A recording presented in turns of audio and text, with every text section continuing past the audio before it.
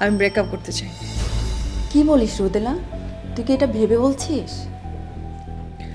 আমি যা বলছি অনেক ভেবে চিন্তেই বলছি।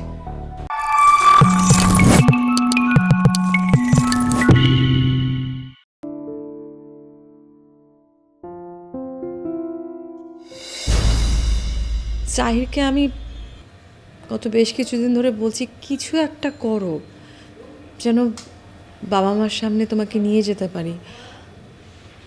বাবা মা আমার বিয়ের জন্য খুবই চাপ দিচ্ছে।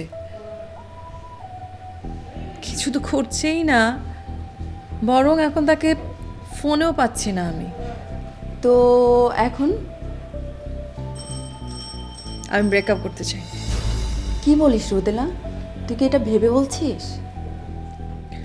আমি যা বলছি অনেক ভেবে চিন্তেই বলছি।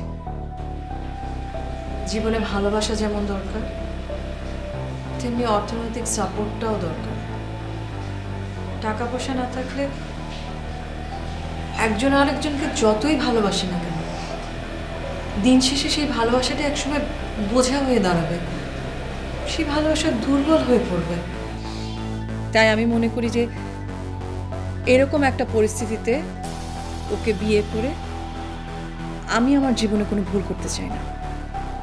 তাতে আমিও ভালো থাকবো না, দিন শেষে সাহিরও ভালো থাকবে না।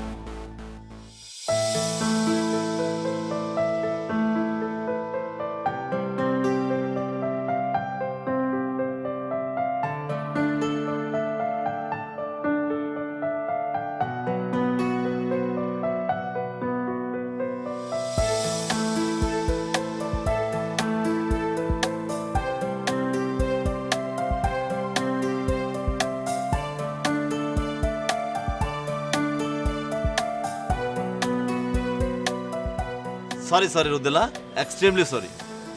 কেয়া, কি খবর তোমার? ভালো আছো? এই তো ভাইয়া ভালো আছি, আপনি ভালো আছেন? আছি, ভালো আছি। শোনো, তোমার যদি কোনো নোট লাগে আমাকে বলবা, আর আমাকে না বলতে পারলে রুদেলাকে বলবা। রুদেলা আমাকে বলে দিলে আমি তোমার নোট ম্যানেজ করে দিব। রুদেলা, আমার ফোন পিক করছে না কেন? তোমার ফোন পিক করে কি হবে? মানে আমি তো ঠিক বুঝলাম না। তোমার এত কিছু বোঝার তো দরকার নেই, আমি এখন যাব। আরে বলে কি যাব, আমি তো আসলামই কেবলমাত্র। তুমি তো থাকো না, তোমার সাথে আমার অনেক কথা আছে। আচ্ছা তোরা কথা বল, আমি না হয় একটু সামনে যাচ্ছি। তোমার সাথে তো আমার কোনো কথা নেই, আবার কি কথার জন্য থাকতে হবে?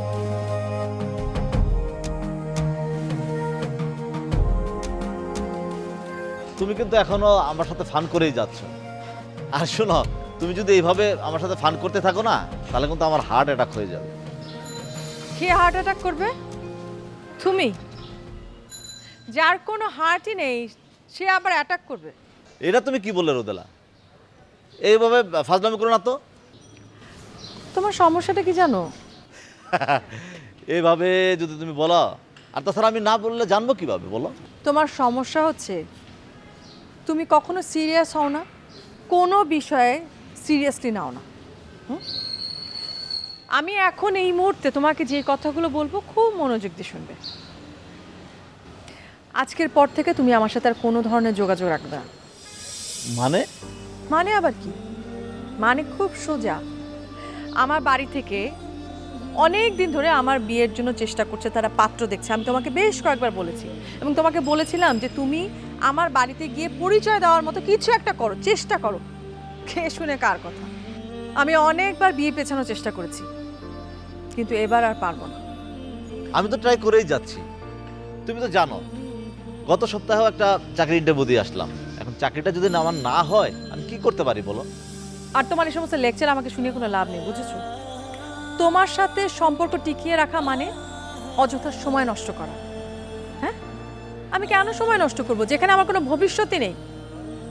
আর তার থেকে বড় কথা হচ্ছে এই মুহূর্তে আমি তোমার থেকে বেটার অপশন পেয়ে গেছি। Better option? এটা তুমি কি বললা? আর আমাদের রিলেশনশিপের মধ্যেও আবার বেটার অপশন? তোমার সাথে সম্পর্ক রাখা মানে হচ্ছে সময় নষ্ট করা।